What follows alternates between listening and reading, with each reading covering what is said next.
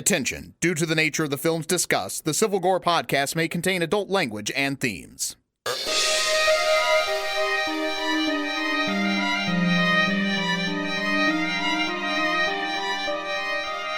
Hey there, everybody. Welcome to episode 102 of the Civil Gore podcast. I'm your host, Tim. And this is a very tired and beleaguered Brian, back from his vacation, which you'll hear about shortly.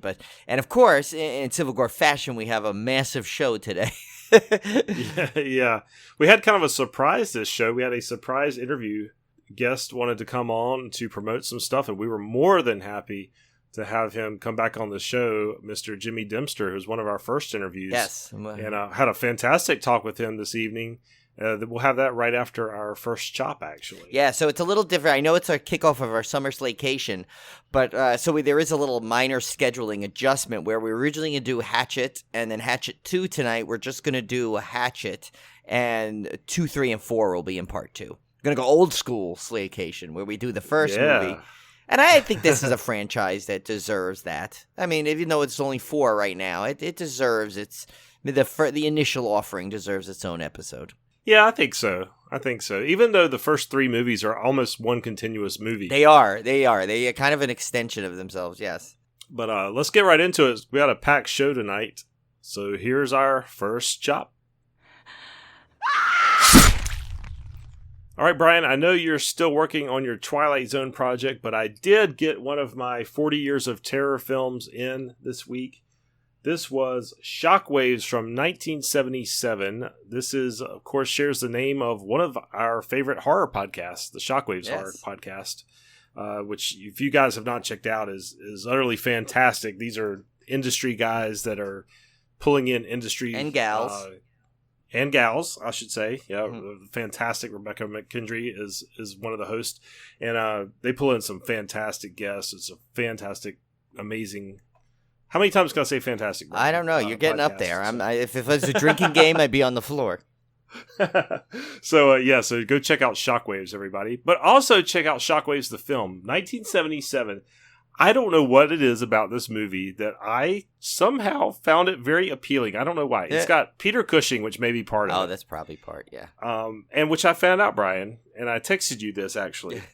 I was listening to the Inside Star Wars podcast, and the host mentioned that Peter Cushing smelled like linen and lavender. Linen. That's the one I want to know what. Lavender, it might have been just like a bath salt he happened to bathe in because his skin is quite smooth, as Grand Moff Tarkin. So, yeah. The linen is what I want. I wonder, was that a mistake? Do you think he got stuck to a sheet before he showed up and then they peeled it off him? I think he's got very clean sheets. Yeah. I think he smells like cotton. So it's a cotton Fresh linen. spring cotton. Yeah. It's been not dried in a dryer. It's been hanging out on a clothesline somewhere, out in the English countryside. Yeah, I bet. I think that's what we're missing. That how everything's coming out with a candle, like the Yankee Candle Company, and there's that candle that smells like roller coasters.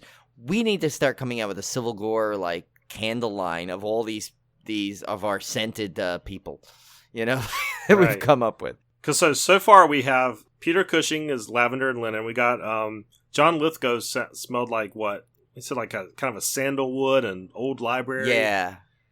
Kind of a leather back chair. Yeah. Maybe, I know if it's a Pet Cemetery, we'll have a limited edition Pet Cemetery John Lithgow, which sounds like old tobacco. Yeah.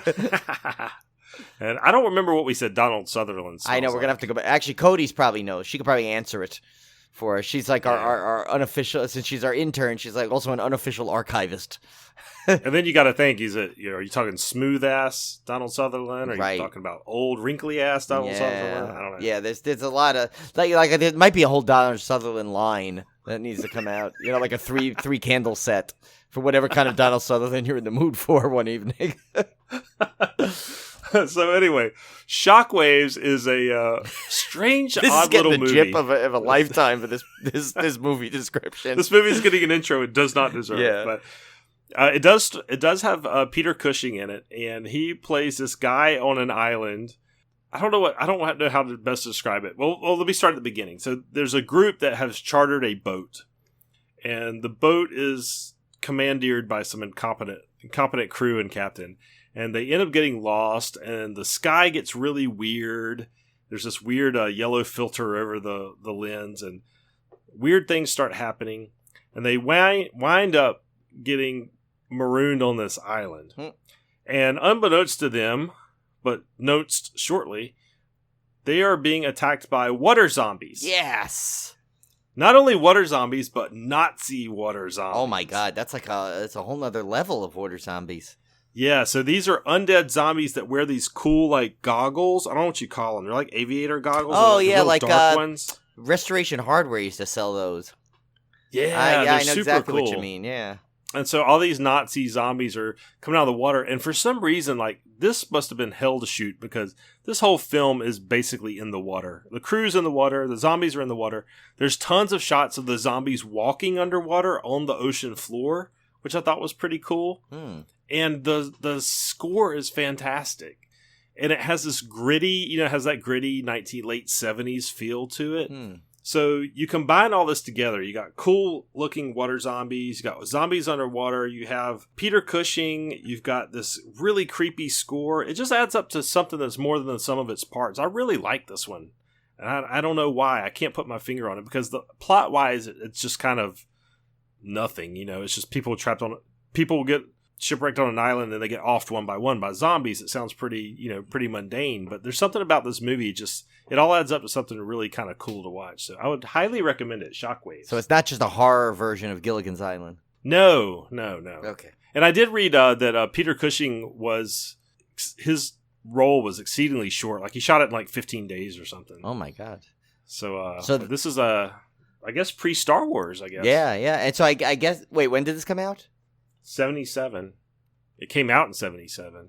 Well, so did Star Wars. So they might have filmed it simultaneously. He might have brought his lavender linen scent right over to this production. I don't know if this one was filmed first or New Hope was filmed first, but yeah, around the same time, yeah. Interesting. And I heard a very the Inside Star Wars podcast had a very sad story about Peter Cushing. Oh no! So apparently his and I'll go ahead and relate it just to make you guys cry. He apparently his wife. This is before he signed on for Star Wars, was very sick, and he took care of her nonstop, and she passed away, and the story goes that he raced up and down his stairs all night trying to make his heart stop so he could join her. Aww. So he ended up taking a bunch of roles. I don't know that this is one of them, but one of the reasons for taking Star Wars was getting over his wife's death, trying to keep busy. So it's kind of sad when you think about the evil Grand Moff Tarkin was what he was going through in his personal life. It is kind of he sad. obviously put his tragedy into work because he was fantastic in that. So yeah, I guess maybe it's like, I mean, it's got to be tough to deal with that. But I mean, I guess if they always say if you can push towards doing something I guess that you love to try and you're not forget is not the right word for lack of a better, but to push on and yeah. Well, what a dud now, Tim. Jeez. Sorry, I brought the whole level of the podcast down. We were laughing Donald about Sutherland's ass. Yeah, and then we're down to Peter Cushing's dead wife. We had a business going. Yeah. What's going on? Well, here's some happier news. Okay. I did finish 2 horror-related PC games recently. One of them you've played, Brian, which was The Park. Which I have not finished, but yes, it was. Yeah, I did play it. And these are both guys. If you want to check out some really cool horror PC games, these are very short, and you can probably pick them up cheap nowadays. Yeah, I think like The Park was like $199 on Steam, right? Yeah, the Park will take you maybe a couple hours to finish, and Layers of Fear will take you around 4, maybe 5. And so we'll start with The Park. Obviously, that's the one we were interested in because it has theme parks in it. But you play this woman who is looking for a child in this abandoned theme park, which is as creepy as it sounds. And I would say it's a very light adventure game. You don't have a lot of puzzle solving. It's more or less just for the experience. It's more like calling out and riding decrepit rides. Yeah. So you're not going to find like a lot of brain-burning puzzles or anything in here. It's just kind of wandering through the park and having things happen. And it's very creepy. This one's more of an eerie vibe. I wouldn't say it's like jump scares so much, although there are a few. Yeah. It's more just kind of a creepy, eerie one. I really enjoyed that one. And then the other one I loved was called Layers of Fear. And in this one, you play somebody investigating the house of this artist who went insane. And I won't give anything away because as you play the game, you piece together the story of what happened. Oh, cool. And you're basically walking through a haunted house. It's this huge mansion, and you're walking through, and it's very traditional haunted housey. And what's neat about it is the game uses a lot of psychological tricks and scares. So, like, you might walk into a room through a door and then turn around, and there's no door there. It's just a wall. And then you might turn back around, and you're in a completely different room. That's or like a completely different hallway. Like Mysterious Mansion. Yeah, and so it's weird. It's like the house is constantly shifting around you. It's got some very scary, terrifying sequences. It's mostly in the dark. Very, very cool and creepy game. Like, I would hate to play this in VR. I was scared enough playing it just on my computer monitor. In VR, I don't know what I would do. I think it does have a VR version. Yeah, I think I got that one, right, too? I think that was one of those Steam purchases we both made. It must have been, because I never remember buying this standalone, so it's probably in a bundle. But yeah, if you want a scary game to play through Layers of Fear. The sequel is out now, but it's a lot more expensive, so I'm waiting for that one to drop in price. I think the Steam sale starts in a couple of days, maybe tomorrow, actually. Yeah, you're right. So, I believe it does, yeah. So yeah, I'm going to be looking for Layers of Fear too, but yeah, that's a fantastic game. Like I said, 4 or 5 hours to finish, so don't spend like a ton of money on it, but if you find it in a bundle or find it cheap, I'd highly recommend it. And then the next one up, Brian, I was happily surprised. We've talked about the Child's Play remake. Our thoughts on it. Well, it finally came out, and to our pleasant surprise, people are giving it really good reviews. Like, even on the horror movie Facebook groups I belong to that were very, very critical of this movie, most people are saying they really enjoyed it. They thought it was funny. They had a great time. They thought it was a great update of the franchise. So, I don't know. What you think, Brian? I don't know. I still don't know if I'm like I'm not going to go out and see it. I don't know. I just feel like I'd be like cheating on the original franchise or something. I don't know. Much as I like Mark Hamill, but yeah, I don't know. I'll give it a chance. Like I said, when it hits the streaming services, I'll watch it. Begrudgingly, perhaps, but I will watch it. I just, you know what? It's like I don't know. It's like one of those franchises, if you're going to update it, at least update it with the real premise, not a silly one. I don't know. Yeah, so we'll see. I'm going to keep an open mind, though. People are saying it's good. So next up, NECA has a Series 2 of their Toonie Terrors, which are their Scooby-Doo inspired figures. These are really cool. Series 2 is going to feature Michael Myers and Pinhead. Yeah. And Series 1 didn't even come out yet, which is kind of funny. But I guess... Oh, really? Yeah, okay, maybe I guess the pre-orders... I didn't realize that. The pre-orders, I guess, were strong enough for Series 1 that they come out this summer. So they're due out any day. Because the originals had Freddy, Jason, and the 2 Pennywise. So, but I guess it got such a big, pre-order list that maybe they just decided to release. Or maybe it was set for Series 1, too, and they just decided to split them. Either way, you're getting the big icons here coming out. In the first series. And these are really cool figures. They literally look exactly like they could have popped out of a Scooby-Doo cartoon, which is awesome. Yeah, I figured they had already come out. I just hadn't seen them because my Target doesn't really get like a good stock of the NECA stuff. So a lot of the stuff I miss. Yeah, mine's hit or miss. It just got, like I said a couple of weeks ago, it just got the new Michael Myers I could finally get. But then right after it the other Jason, which is, I thought, relatively new hit, the remake Jason. So yeah, and I'm keeping an eye out for Laurie Strode, which I believe is hitting stores now as well. So that's gonna be a must buy. Oh yeah, I gotta have Laurie Strode. I need to make my my diorama. See, what I need though is them to make a Loomis, and then the original Michael Myers, or like Part 4 Michael Myers, so they could create a Julie action figure walking through the middle of it like Halloween Horror Nights. Yeah, there you go. Speaking of Target, Jaws board game is now supposedly now available at Target. This one sounds interesting. It's an asymmetrical game, so I don't know if you spoke about this, didn't you? You spoke about. I thought you might have mentioned this when you went to Gen Con. Yeah, I think we previewed. I wasn't at Gen Con. Oh, but no, I that's heard about right. it after I got back. That's right. It was the preview we did. Yeah, yeah. It was some preview we did. We were talking about board games or something. I don't know if it was a wish list or something. Maybe it was our Christmas wish list. Maybe, yeah. But it's asymmetrical. So one person plays the shark, and the other people play the crew hunting down the shark. So this is one that it would be hard for me. I kind of want to buy it just to own it, but it'd be kind of hard for me to play it because I don't have a group that would play it. Yeah, that's the tricky, because it seems like there's like I look like there's like a statistic pad or something where, because it's like two parts. Like the first one is Amity Island or something, and then it flips to where you're yeah. hunting the shark. So it's like almost like a mix of like almost like a Dungeon Drake, but it's that Raven something company that made it, and don't they make a lot of those really good games? Yeah, I'm gonna check it out, and I'll let you guys know when I read it. I'm gonna watch some playthroughs and stuff now that it's coming out, hitting retail. YouTube will have learn to play videos and stuff. We'll give you an update on that one. Cool.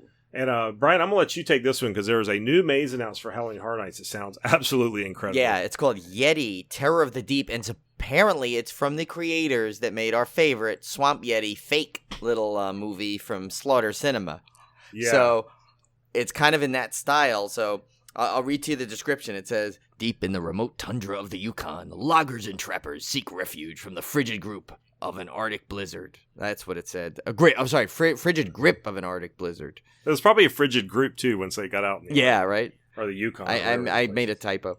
It says, but out in the darkness, a terror lurks, far more dangerous than the deluge of snow and ice. These unfortunate souls have intruded into a territory that is haunted by their worst nightmares. Enter a logging camp that's been torn apart, floors caked with snow, bones and gore. Right outside, screams are frozen on the faces of those who fled the towering monsters only to succumb to the elements. But there is no escape from beasts as brutal as the winter. And then it says the Yetis has a little description. It says, just when you thought the only thing to fear was the elements, an icy terror will descend over you. Cringe at the trail of blood leading to caves none have lived to see. As you enter the labyrinth of caves, you'll hear the screaming echoes of those who couldn't escape the inevitable. If you survive long enough to see the end, you're likely to find the remains of those who came before you and meet their same demise. You're in Yeti territory now. Wouldn't that be just Yetitory? But I don't know. That's what I was about to say. Because I almost said that. They're stone cold vicious and will stop at nothing for a taste of blood. If the cold doesn't get you, they will. Ooh, that sounds awesome. That sounds like, that's like, when I read that, I'm like, God damn it, we need to find a way to Halloween Horror Nights. I know, it's Halloween so frustrating. Every time they come out of these, I'm like, this is the year we should have gone, which we would say that every year. Yeah, I know. Well, I have to say, though, if we would have missed Poltergeist, I think that would be the killer. Because that Poltergeist one was so good. Like, Stranger Things was great, as we said, but Poltergeist should be like award-winning house. Yeah. If it didn't, so. And actually, moving on to the next one is a perfect segue, right? Kentucky Kingdom, which is a nice little park that Tim just had visited, and I had visited a few years back. Also, our home park to our good buddy, who we'll hear more about a little bit later, Tom, who's his dulcet tones we hear at the beginning, giving you guys a warning that there could be some adult contact. Basically, Kentucky Kingdom announced that you're bringing back Hallowscream, not to be confused with the Busch Gardens Hallowscream. This is Hallowscream, and it's their Halloween event. So don't know much about it. Maybe you know what? That'd be a great time to have our good buddy Tom come on, because I'm sure he'll go visit that. Yeah, and I'll tell you, Brian, I was impressed with Kentucky Kingdom this trip. You know, I when we first went a couple years ago, I was probably less than impressed. You know, it has a few good things, but it still had the feel of a park that was kind of in transition. Yeah. And when I went back this year, I was pleasantly surprised. Like, you could tell they had put some work into the park. It looked good. I really enjoyed it. So I think it's starting to come back around. I think Kentucky Kingdom's starting to slowly gain some stock in my eyes as a park I'd like to visit more often. So. And now with this, they're getting a Halloween event back. That's always a plus. So yeah, I'd like to definitely find out more about that. Apparently, it used to be a big hit. So I'm sure we'll have to send Tom down there. I'm sure he'll go though. It's literally right out his back door, supposedly. I think he said he can get there and he'll be at the front gate in less than 10 minutes when he leaves his house or something like that. Yeah, yeah. And new podcast alert. This one I'm definitely looking forward to. Oh my God, is this a great one? Fangoria presents Casualty Friday. I've already listened to the trailer for this one. Debuts this Friday, I guess, as you're hearing this. Yes. And it stars Kane Hodder, Tiffany Shepis, and Felissa Rose talking about their experiences in the film industry. And let me tell you, I have met two of these three. Yes. And I've actually met all three. Yeah, we met all three of them because I met Kane at a chiller years ago. So we've met all three of these characters, and I can't think of anything more I'd like to listen to than these three talking around a table because they're all freaking hilarious. Oh yeah, they are the best. And it's like when you think about loving to hear like, you know, some industry insider stuff. You just heard from a snippet of what Felissa Rose was like on our podcast. I mean, and from what this is like untold stories she's got, and you know she's just infectious, her enthusiasm. So this one will be such a big hit. The only problem I have with it is why is it only 8 episodes? I want it to last forever. Yeah, I know. And I've heard so many good things about our Felissa Rose interview. People like messaging me and saying, friends of mine saying, "Oh my God, like she really is like that in real life. Like that interview was such a great interview. They absolutely loved it." Oh yeah, so. and Paul got to meet her at he went to that whatever the con was a couple of weeks ago in Sacramento. And I asked Paul, I said, "Did you tell her that you do all the sound effects for us?" He's like, "Oh my God, I forgot." And I said, so it's funny, but he did say that like he told, you know, he said mentioned us, and she said, "Oh, I love those guys." And so she's she's the best. So you know, anything Felissa, we're all on board for. And then of course Tiffany and Kane are gonna. I mean, we've seen the interaction between Felissa and Tiffany firsthand. And I think this was the thing that she was kind of teasing at not only the New Jersey Horror Con, but on our episode where she said she was working with Kane, but she couldn't quite say what it was. Yeah, it might have been, yeah. So I think this was it, because this was just recently announced, and it was a surprise to me, so. Cool. So. Yeah, I'm looking forward to that. And Brian, you have just gotten back from an epic trip. I am so bummed I did not get to go to the Coaster Radio West Coast meetup, but it just wasn't in the cards this year. Yeah. I mean, I had just too much expense to get out to the West Coast. But I want to hear all about it. Yeah, this was not a trip that you could really like get by without dropping some money, unfortunately. Yeah. Just to tell you, this is why I'm surprised I'm still functioning at this point. I mean, this is now is Monday. Monday after I got back. I got back roughly 24 hours ago. Had to work, and since it was West Coast, I don't know what time zone I'm really in right now because I kind of dozed off a little bit on the plane. But so I'll go through quickly as best I can. There's a couple of stuff I want to go into detail because I think it'll be, it'll have some interest, but I'll briefly go through some other parts. So I basically flew out. Julie and I flew out Saturday morning. We stayed at my brother's for a couple of days, so that was kind of just some family time and stuff like that. But I did post on Instagram. My brother and I on Father's Day we went out for a beer. So since he, I guess a good Father's Day present for him to get a little time, to have a nice beer, relax a little bit. So we went and I found that Perdition beer, which we used for our beer pairing for Extremity, which I did not realize was an exclusive to this bar, which I guess is called Father. Oh God, and I forgot the name of it. Father something, but I'll add that in the show notes later on. It was a really cool place, really good food, really good beers. Had a lot of Russian River stuff, including Pliny, but since I've had Pliny a number of times, I went for the Perdition one, of course. The next day was Monday, and that's when we were then shifting ourselves. We moved to our hotel by Disney, but we did make a quick stop at Downtown Disney that night before and went to see... we went and ate at Ballast Point Brewery, which we had a great... They have, oh my God, must have had about 60... It felt like 60 beers available to try, man. Including some exclusive ones to the area. And there was actually one that you couldn't even get in a flight. It was like this weird, you had to buy it in some weird limited edition thing. But the funny thing is, so one of the main reasons this trip, a little backstory, is Tom, who I mentioned earlier. You hear his voice. About 3 years ago, he had decided he wanted to have his 40th birthday at Disneyland.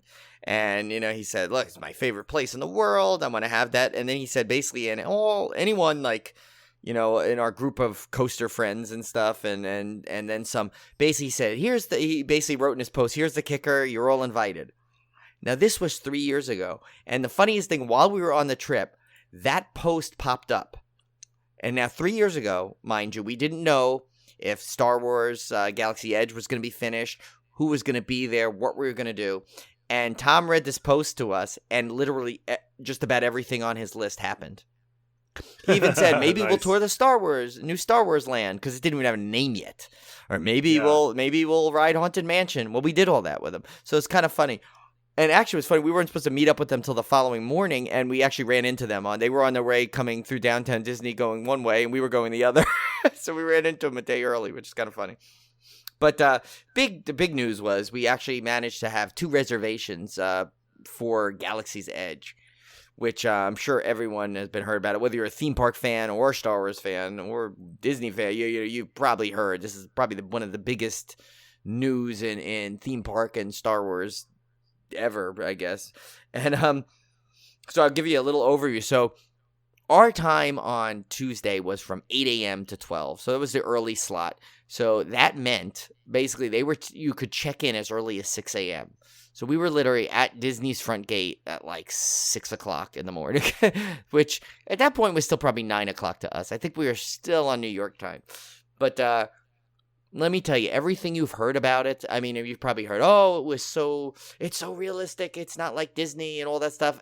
I mean, I cannot echo those sentiments more. Not to sound cliche, but from the moment you walk in, and I have some video and pictures that I've just yet to put together, and I'll start posting them on our social media, because it was just, and those don't even do it justice, I'll say. I mean, because to stand there and go see it, is amazing. And even with our early getting there and stuff, we Julie and I decided we're like, we will quickly ride, we took a quick ride on Space Mountain because the park was literally empty other than Star Wars people at that point, because the park didn't even open for early entry until 7. So it was weird. Tom actually said he got an empty Main Street when he was walking in because he came a little later. Oh my gosh, how cool was that? Yeah, he took some pictures. I'll have to share some of his pictures of that.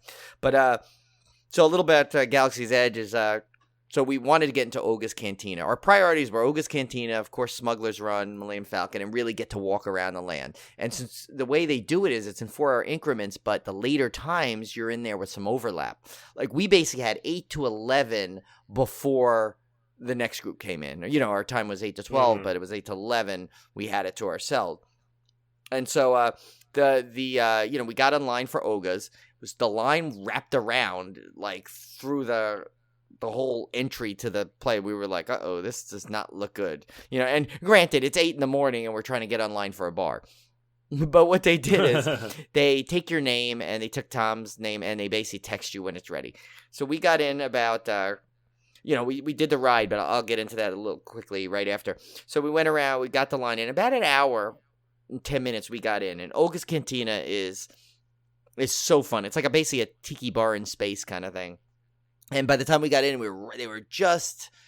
Oh, you know what? Actually, I guess we got in a little later than that because they were shifting over from the limited breakfast drinks and menu to the lunchtime stuff. And so what I had was Julie had the Spyron Caf, which is an alcoholic coffee drink, which I gotta read to you. It's Peru Alta Mayo Organic Joffrey's Coffee, orange marmalade, Gosling's 151 rum, vanilla whipped cream, and citrus zest. This thing was fantastic. And I had the Bloody Rancor, which is basically a Star Wars Bloody Mary. But it did have a little kind of meringue Rancor bone on top, which is kind of funny. Then we decided to get a second drink. The second drinks were I got the Outer Rim, which is basically kind of like a Star Wars margarita. It was a Patron Silver Tequila, Sedilia Acai liqueur, lime juice, and pure cane sugar topped with black salt and a fruit puree in there. Oh my gosh, that sounds good. Yes, it was very good, very fancy. And Julie's second drink was funny, and I have video that I need to post on this of watching this. She had the Bespin Fizz, which is Bacardi Superior Rum, yuzu puree, pomegranate juice, white cranberry juice, and a cloud swirl. And basically this thing was like smoking. It looked like something like a scientist experiment out of a beaker. And it was funny, Tom couldn't drink his.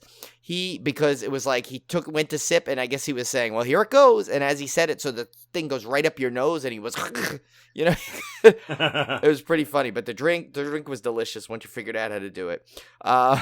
We also got a couple of snacks there, we decided, which we got the Oga's Obsession, which is, now this sounds weird, right? It's Adwala lemonade, cotton candy flavor, and blueberry popping pearls with a bursting of dried fruit mixture, which kind of like sprinkled on the top.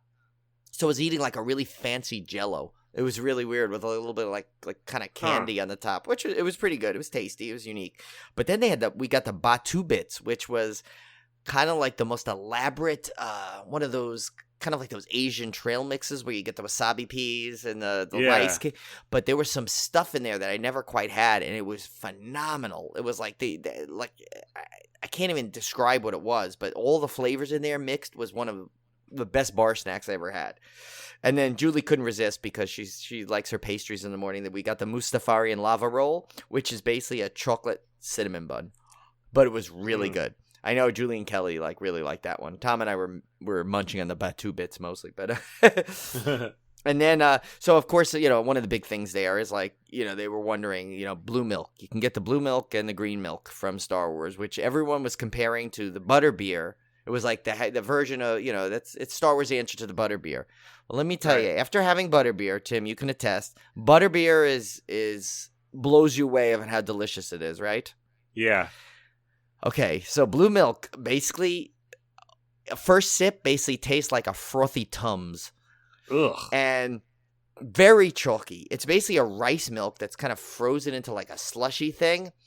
Mm-hmm. Probably the most disappointing thing I had. Now, we finished it because it kind of grew on you a little bit after you get that initial shock, because I think you think it's going to be like a super sweet, delicious thing, which it's not.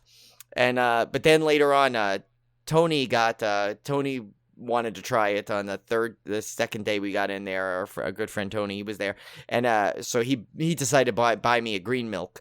I tried the green milk, which is still the frothy, Tumsy texture, but it was a little more citrusy. But I gotta tell you, I think they're gonna need to do this. I mean, everyone's buying them because it's blue milk, but I think after a while, this is definitely not going to have the appeal that butterbeer has. It's not even close.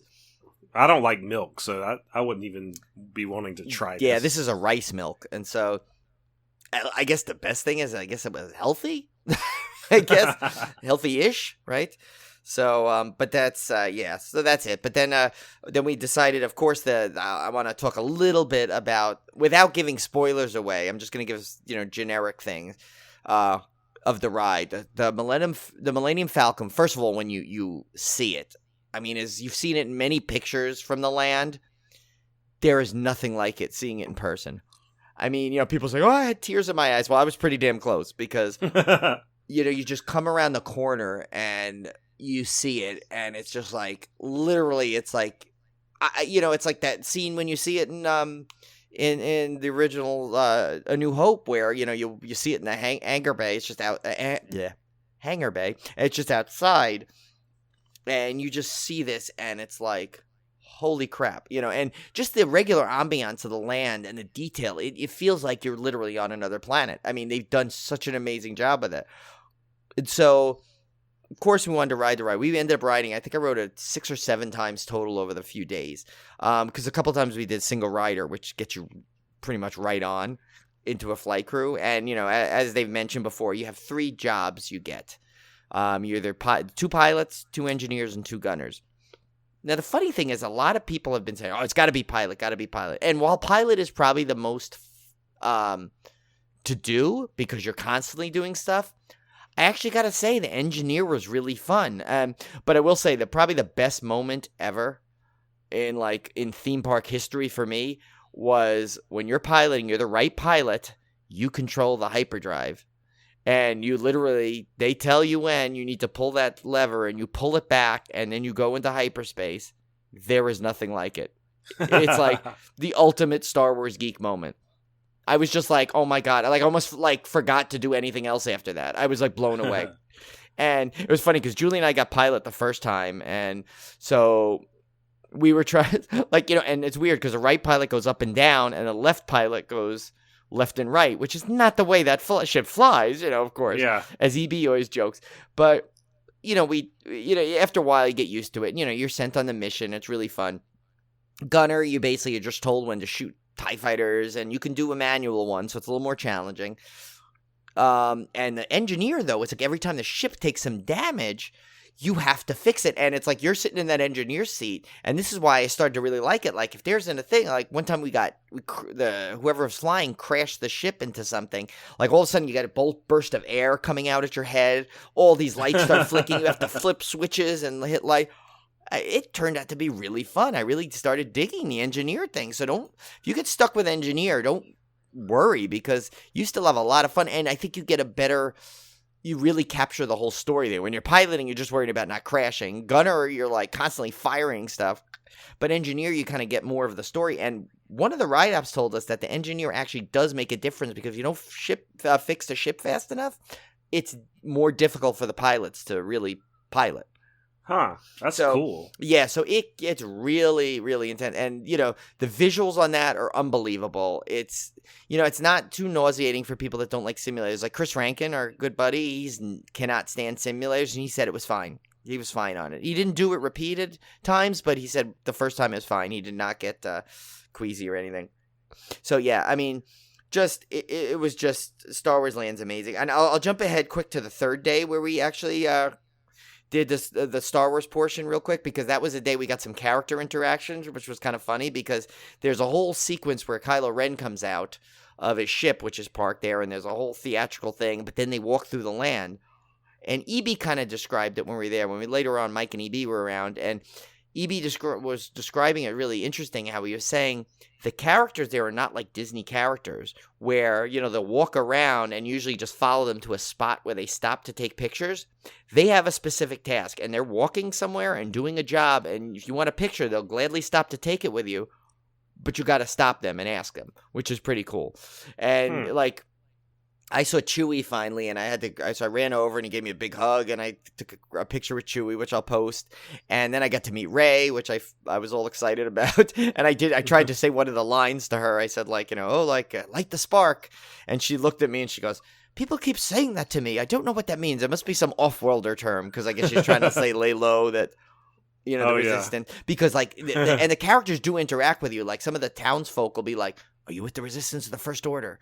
And then we saw one rebel pilot come one time running in there and trying to sneak someone out. And Tom and I got yelled at by some First Order troopers.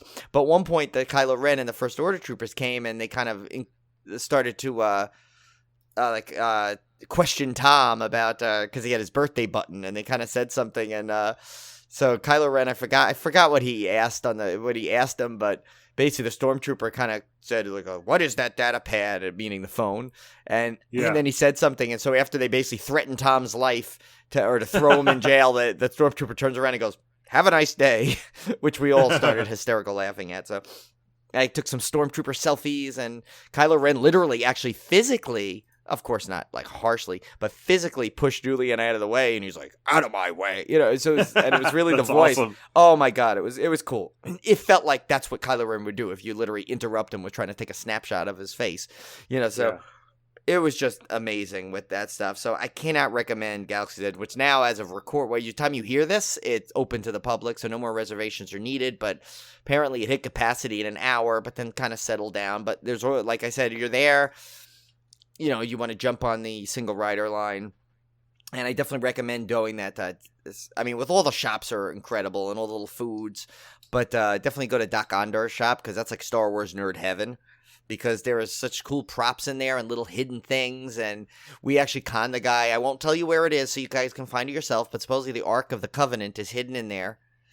And we kind of asked, Mike and I kind of asked a guy where it was, and he kind of gave us a hint, which led us to find it. So it was pretty cool. Everyone there is really cool, and they, you got to learn the lingo, because if you ask for a bathroom, you're not getting to the bathroom. They're going to ask what that is. They'll say you need to call it a refresher. So it's really into stuff like that. Yeah, it really gets themed well. So, but anyway, so after that, Galaxy's Edge, we went around Disney for the rest of the day, and we met with Tom and Kelly for dinner at Carthay for Tom's birthday. It was part one. We decided to get the World of Color package, but of course, I have to tell you a typical Brian Klutzy moment. So I go to get up to go to the bathroom, and I forgot the napkin was on my lap, so I dropped the napkin, and then I go to grab it, which basically led to me stepping on it. So then I left my foot back and go to reach it again, which then leads me to kick it down the road and then step on it yet again. So Julie's sitting there. She goes, oh my God. She goes, what are you doing? You're just watching me try and do this. So then I grab it and I panicked and I crumpled it up in a ball and hit it behind the seat, which I got reprimanded for by Julie, telling me just ask for a new nap. So, but then on top of that, so later on, the seats we were in look like they are a booth seat, but they're just put together that way. They're actually a separate seat, and so if you move too much, you'll tap the seat behind me. And while I was getting out, I kind of like forgot that, so I went to lean against it, and I almost knocked the entire seating down into another poor family's table. But so that I had to give my klutzy moment. But anyway, the next day, which was Wednesday, it was just an all Disneyland day. We met up with Mike from Coaster Radio, the legendary Mike Collins at Disneyland. Met up with him, so we did some rides with him up until later when we were meeting everyone at Trader Sam's. And by the way, I have to say, I have a new, I guess this was always kind of right up there with my favorite attraction, but I always thought the best attraction at California Adventure was Radiator Springs Racer. While that's still an incredible attraction, the Guardians overlay, and I can't believe I'm saying this over Twilight Zone, was incredible. It's now my favorite ride at California Adventure. Wow. It was incredible. The drop sequences are like off the charts, crazy, and just the visuals and the rock music playing and the characters. It was insane. And then so I know I'm getting long on it, but I'll speed it up a little. So then later that night we had a meetup for that Tom wanted with Trader Sam's, where a bunch of other our good friends showed up. Charlie and his family. Tony was there. EB came in his pickup truck. He rented a pickup truck. Classic EB, right? It's a pickup truck. So so we all were hanging out at Trader Sam's getting some drinks, and so Mike bought this big thing called the OA, which was one of those big crazy triangle glass things that's drink for like 5 people. So he basically bought it for me and Julie for anniversary, and Tom and Kelly for their birthdays. And funny thing is, they do this whole scene when you get it where the lights crackle and they do this thing and they light it on fire. And the little cinnamon on the side, you're supposed to throw it in. Well, it was funny. I think you're just supposed to sprinkle it in a little bit. But like Tom and Kelly were sitting there like, the power of Christ compels you. That's what it looked like. They were just throwing cinnamon in after cinnamon in, and this thing was like igniting. It was great. It was a really good drink, though. And so then we just hung out there for a while. And then we had the next day, which was the official Tom Fest day, which was Tom's birthday, where we kicked it off with a nice train ride around the park with everybody. And then we did the Galaxy's Edge Part 2 and stuff. So that was another long day. So now that's basically 3 long days in a row, leading to the next day, which we were over, since we were by Disney, we had to get all the way to Magic Mountain. So we had to leave by 5:30 in the morning to get to the Coaster Radio meetup, which was entitled Magic Mountain's Magical Friday, an all-inclusive VIP event. And Tim knows, being at many Coaster Radio meetups, they just pull out all the stops and give such a great event. We got ERT on Twisted Colossus and Scream in the morning, which had some little hiccups. So I guess they extended it for us. They gave it to us 15 extra minutes. They gave us a walk back between Twisted Colossus, which actually got right under Goliath. And at one point, literally, the track was seemed like 6 or 7 feet over our head. So like the train goes cool. Racing by. Yeah, I got some good pictures I'll have to share. So that was cool. And then, of course, we got the Prince Mike Collins Fast Flash Pass that day. So we were hitting every ride. I hit my 300th coaster, which I had plans to be Riddler, but with that up and down all day and just the pace, it ended up being Gold Rusher, which is like their mine train. But it happens to be Magic Mountain's original first ever roller coaster at the park. So it has some history. Nice. So that was good. Yeah, the rides were fantastic. I think the highlight moment was Mike Collins when we had our night ride on Tatsu, which was his first ride ever. And Tatsu is one of those flying coasters, kind of like the Superman ones. But the thing is you already are up high on the mountain. So when you start swinging over, you're like hundreds of feet up in the air, just like flying over it, which makes the ride terrifying. And so Mike the whole time is just calmly going, holy shit, holy shit. Which was funny because Mike, he's so calm and going, he never curses, and it was funny. That was pretty an epic thing. And then we finally finished off the next day at Knott's Berry Farm, which that you've never been to that park, right, Tim? No. You need to go to that park. Because the whole Ghost Town section is almost like that whole it's like Frontierland. and like Dollywood, and it's got all that thing, and they have all these interactive things. This is Ghost Town Alive now, where all the characters will come interact with you and stuff. So, we basically played around all day on coasters and rides, and we had basically the final like big thing. I mean, a couple of us stayed through closer to closing, but like Mike and Tom and EB, they had to get going, so we finished off with a nice big meal at Mrs. Knott's Fried Chicken, which is this epic fried chicken place that basically started it all there. And so it was just a great weekend. Then we came home on Sunday. So it was a very epic trip, as you can imagine. And I know I kind of breezed through it. I mean, I could probably talk for hours on it, which I'm not going to bore you or poor Tim.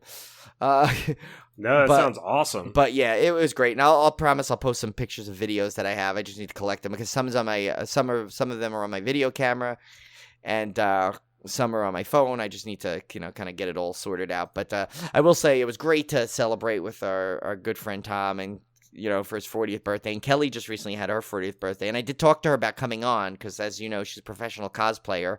Yeah. And so she's like, oh, yeah, I'd love to come on. So we're definitely going to have her on a future episode. She's just, both of them are just so awesome people to hang out. It was so great to be able to spend their special occasions together. And, of course, with our other, coaster bunch of guys and stuff. So it was just great. Great time. And Brian and I have learned recently that we have some coaster crossover now. Yes. All right. Yeah, and we that's right. I got to talk to one of our listeners of both podcasts, Apollo, this time. I got to talk to him. We hung out with him at Knott's Berry Farm and Magic Mountain. So that was cool. And and it was just great. And I also met this one of those Coaster Radio listeners who has a podcast. I got to get the name of the podcast, but she goes by Susie the Groomer. She does a podcast on dog grooming that apparently has got like 7,000 followers on there. So she's got there's a podcast for everything. Yeah, there really is. And she was cool. Great to hang out. She's a big coaster nut, which is awesome, which we love our coaster nuts because we're one ourselves. Yep. So, yeah, no, just a great job by Mike and EB doing the meetup. To Tom, just inviting everyone over there, and just such a great time. Awesome. Well, guys, we had a weird week. There was no horror movie releases this week, and I'm not making that up. So we have no dismemberment. That's okay because we've got a special interview that we alluded to at the front of the show with Jimmy Dempster. So let's roll that right now. All right, guys, so we have a special treat tonight. You may remember one of our first interviews for the podcast was Mr. Jimmy Dempster, who has starred in a bunch of indie films. Great guy. Had a fantastic first interview, although we had a few sound problems, I believe, that first time around. We've straightened those out now, hopefully. So we're going to have him back up for, as Brian called it, a redemption. I don't know what it is. But that's close enough. Close enough. Probably didn't do the joke the way Brian would have told it, but so he's going to come on and talk about some of his new projects coming up. I'm really excited about it. So take it away, Jimmy. Welcome back. What's going on, guys? Thanks for having me. Oh yeah, no, it's great to have you back. It's like with every schedule we met, we actually wanted to have you on sooner. It's just I know you've been busy. We've been doing different episodes, so I'm really glad we got to have you back so soon. So I mean, it's so soon, but it's really also like way too long at the same time. So anyway, good to have you back. Oh yeah, it's good to be back. I like that Redempster. I like that. I'm gonna have to remember that.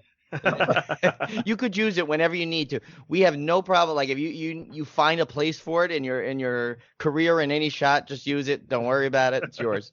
I have you guys' permission to use that. Then I could coin that. Then. Exactly. That could be your biography. If you ever take a break from acting and come back, that's it. There's the.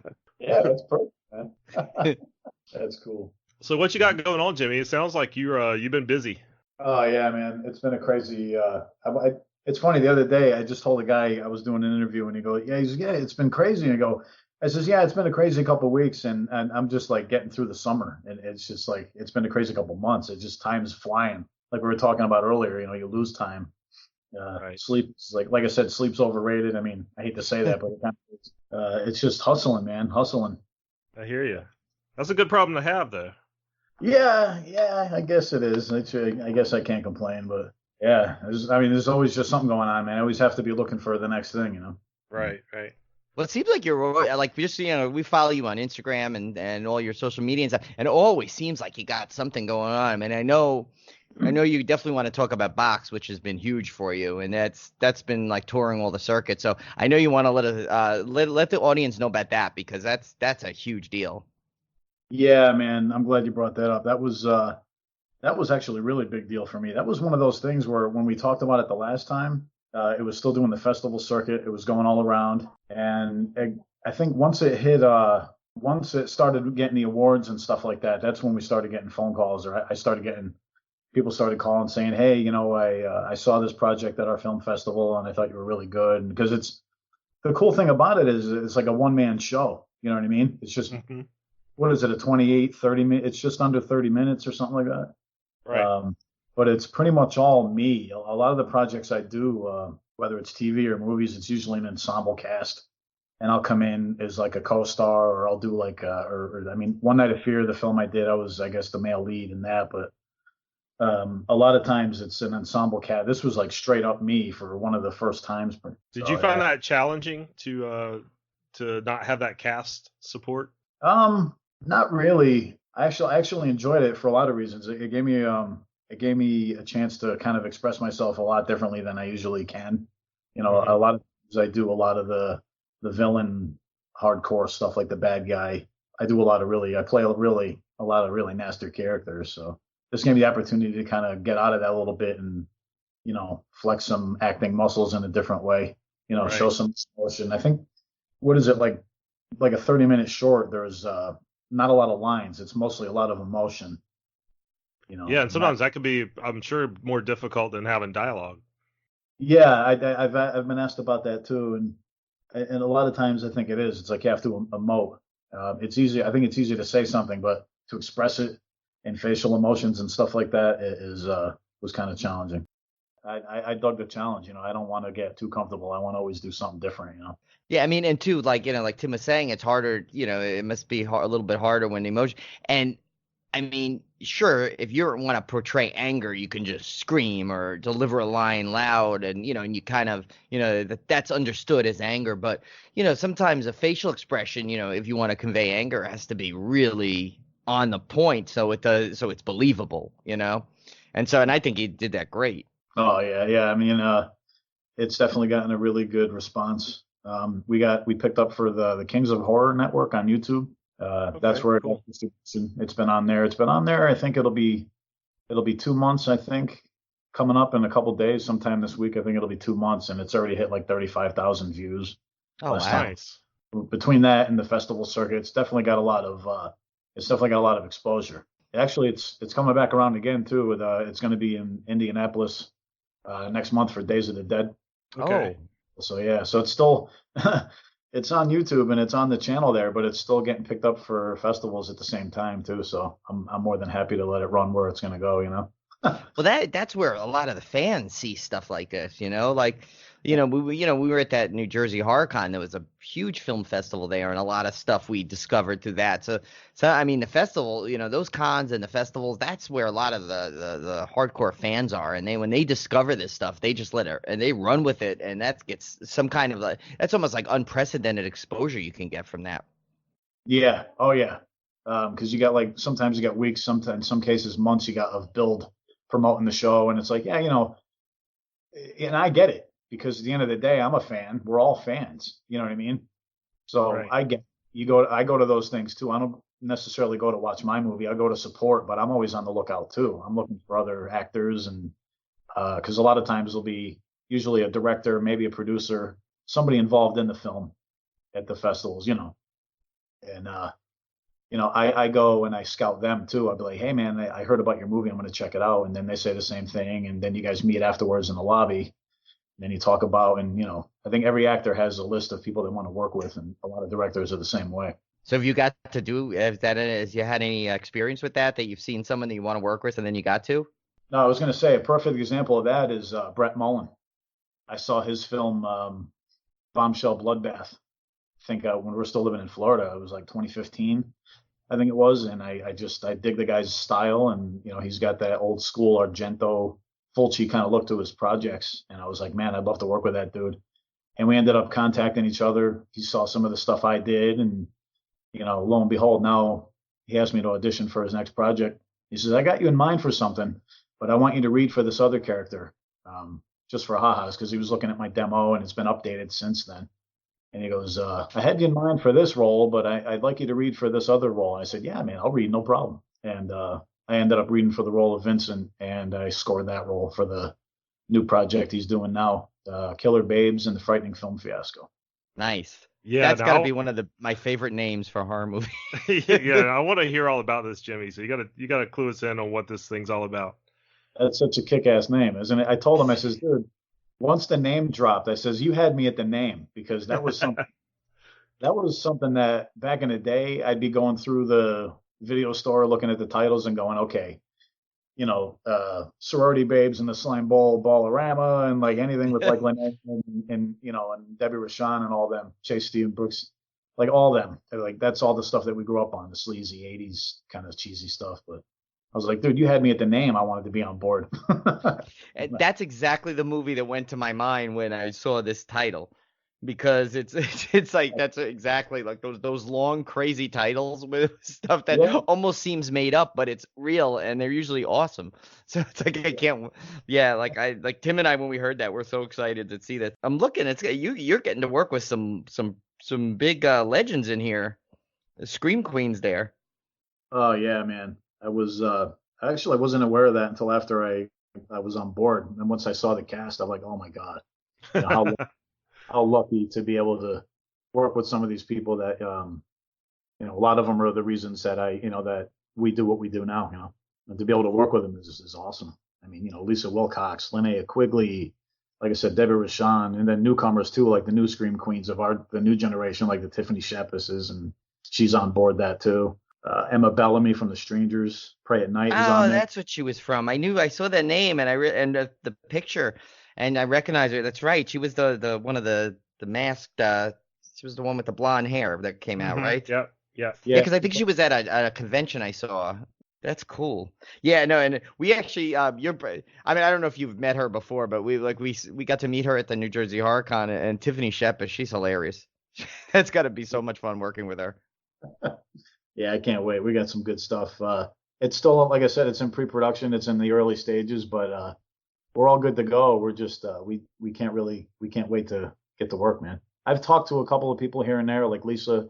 I've talked to her before. I was actually supposed to work with Lisa on a project a few years back, but for whatever reason never got to where it needed to be. Never got off the ground. But now it looks like we have the opportunity to right that wrong and just do on another project. Everything works out for a reason the way it does. Oh yeah. I mean, and this could lead to to who knows what this will lead to. You just keep going with stuff. That's actually, dude, you hit the nail on the head with that, man. That's like 100% the way I kind of do things, and just actually more in general, just the way it seems to work out. It's like the more I do, the more I've gotten to do. You know what I mean? You just kind of roll along. Like with the box thing, that led to some stuff, and then that led to getting, distributed, and then other people see it, and then this comes from that. And like I said, Brett and we've been talking for a few years, and we've always wanted to work with each other, and this just happened to be the time. So really pumped about it, man. I can't wait to get to work on that. Everybody's so pumped for that. So do you know when do you have a start date when they start shooting? Yeah, we start shooting later on in the year. I think I want to say around October, November. Oh, cool. But year is when we start actually in production. Cool. And don't forget, get your buddies over at Civil Gore if you want to send some updates of the project. We'll oh, absolutely. Set photos and stuff or anything that you're allowed to share. Because I know sometimes, some stuff they don't like you getting out there quite yet. But, whatever we could do to help promote, of course, we're completely on board. So. Yeah, absolutely.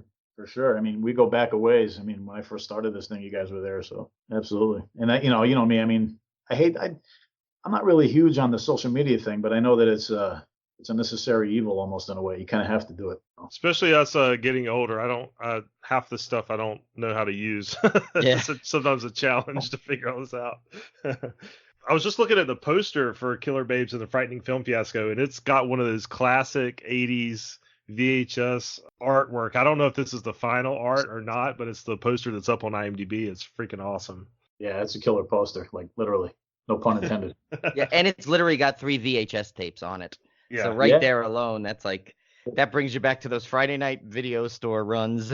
Yeah, Like man. I love when they have women's skulls with hair on them. Like I love that. That's just a classic look. Yeah, the hair keeps growing after you're dead, I guess. I know, and it stays perfectly straight. Like it looks like you just get this image of this skull woman going in and getting her hair done, for promo shoot. For the here. promo shoot, yeah. So Yeah, I wonder if that's see now I'm like all anticipating who that might be. Is it going to be Ella Bellamy with the blonde hair or Lisa Wilcox with the blonde hair? Hey, Quigley. Who's blonde skull woman? Could be anybody. It's how many blondes we got? Pick one. I know. I think I see 3 right there. Yeah, it's gonna be, That's awesome. yeah, man. So I know it has a little summary on there, but is there do you have a little bit more on the plot you can give out, or is it too early to be able to say? Yeah, it's probably a little bit too early to say, but I mean, Yeah, I don't want to get you in trouble, so.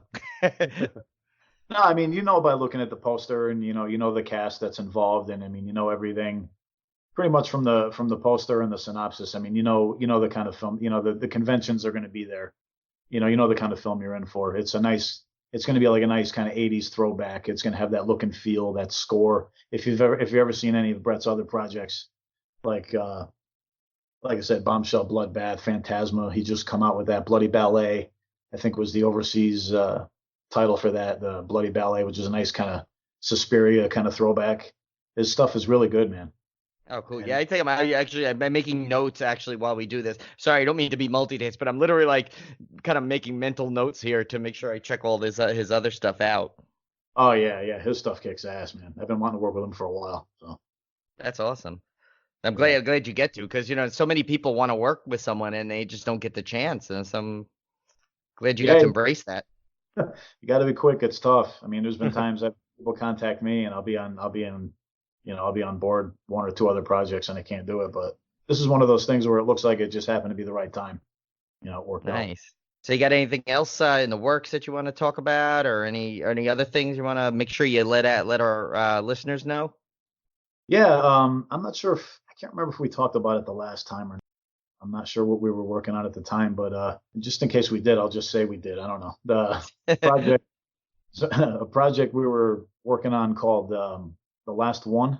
It's actually all finished and ready to go. I think they said it's looking to get released this August. Oh, nice. I know they're getting an overseas release. I think it might even be theatrical, and then I think it's going to it'll eventually come here. Now I don't know if that's going to be worldwide release in August. I'm hearing Netflix. Oh, so okay. Either way, you know what I mean, like theatrical. Yeah. It'll be somewhere around that time before the year's out for us here. Yeah, I actually, now that I look at it, I kind of remember you talking about this one. I was actually looking really forward to it, so that's good if it comes. I hope we get it on Netflix here, because we will check it out right away. And actually, Tim, I say we make this, when it does come to Netflix, we make that a feature of our featured film for that week. Oh yeah, absolutely. Yeah, for sure. Yeah. It's been a few years in the making for that one. I see here, Brian, that there was a North Carolina location filming. Oh, there you go. Yeah. We shot that up in the North Carolina. We shot that in the some stuff in the Blue Ridge Mountains. So right on that line. Oh, nice. Okay. Right in Tim's backyard. Not quite my backyard. No, I know. I'd say, but fairly close. A day's drive. Yeah. Nice. So Tim's neighbor's yard, I guess. Yeah. You might not want to say that too loud, because I don't know if we got a permit or anything to shoot back there. Oh. Okay, yeah, Tim, you might want to edit that out to like Red Ridge Mountain or something. Just let him try and find it then, Yeah, the Blue Bridge Mountain. Yeah. There you go. That's it. It will now be known as the Blue Ridge Mountain. Version of yeah, that's cool. There's that, and then there's a project we just finished called The Fury, which is nice action crime thriller, really gritty, violent crime action thriller, which is going to be that's in post now, and I think they're going to probably that should be out sometime before the end of the year too. Oh, cool. Yeah, you play Ghost Killer, it says. That's awesome. Yeah, Ghost Killer. That's the name of the character. He's a nasty son of a bitch. And that's one of the coolest names. Killer. Yeah. Matter of fact, that was the reason why I chose the role. Actually, I was offered 2 roles. that was like we were talking about earlier, where people see your work and they contact you. Guy contacted me, Victor. He's a director, great guy, and he said, "Hey, I got 2 roles. I'm interested. If you're interested, which one would you like?" And he offered me 1 role and this role, and I went with the Ghost Killer. I was like, that sounds more badass. I'm gonna go with that. Yeah, how do you turn that down? Yeah, you can't turn Ghost Killer down. Yeah, real nasty. You guys will dig that, man. You guys will dig that. Yeah, we will definitely be on the lookout for any of your stuff coming out, man. Because I really, like I said, really enjoyed the box, and I'm sure these other films are gonna be awesome as well. So Jimmy, I don't know if you have a lot of time to watch movies with your busy schedule, but have you been watching any horror lately? Yeah, man. We just got done watching. What was the one we just got done watching? We finally saw Hereditary. Oh yeah. Oh that yeah, was that was fantastic. Yeah, Hereditary was awesome, man. We just got done watching that one not long ago. I love that movie. It's very rare you see a movie like that still gets you. You know what I mean? Oh yeah. On our show when we after we had seen that one, I told Brian it was the first movie I can ever remember that made me scream out loud in the theater. Bad people laughing at me. What was the part that got you? Was it the jump cut to Toni Collette when he runs after him? No, it was the silliest thing. It was, the girl made that cluck sound. That I don't know, I can't do it over the microphone, but there was a scene where she had already died. Spoiler alert, sorry guys. And there was a shot of the car and it was quiet, and then you just hear that cluck. It didn't show anything. It was just an audio cue, and it scared the crap out of me. And I for whatever reason, I just screamed out loud. So it was funny. I guess the tension was just so high in that movie all the way through. Yeah, and that's a good word too. Tension. It's very rare. A lot of movies that come out now, it's very rare to kind of really have that suspense. And too often, a lot of movies I notice they realize they rely too much on the quickly edited jump cut with the sharp sound over it. You know what I mean? And it was tricking. It's just gotten so played out, man. It's really tough to kind of grab people anymore. Like, not everybody could be Carpenter. Like, I go back to Halloween, man. When Carpenter, when the shape comes up from behind the car and you got that Carpenter, wow, that sound. Yeah. Classic. And it's not even like, it's not cheap, man. It doesn't feel overused or cheap. There's nothing jumping out at you. Like a lot of these movies, it's like, oh God, enough with the jump scares and stuff like that, Tim would agree with you on that one, I can tell you. Yeah, I hate jump scares, but and but after a while you get desensitized to them because you know when they're going to happen, and you can pick up on the audio cues and stuff. So when Hereditary came along, it was a totally different beast because I had no clue what was going to happen. The whole movie was just edge of your seat kind of tension. Yeah. Too many movies, they want to hold your hand, and they, the music cues, like you said, perfect example of that. The music cues, they kind of let you know what's coming. They hold your hand all the way through, and you can pretty much beat by beat every 10, 15 minutes or so. Okay, we need some action here. Yeah.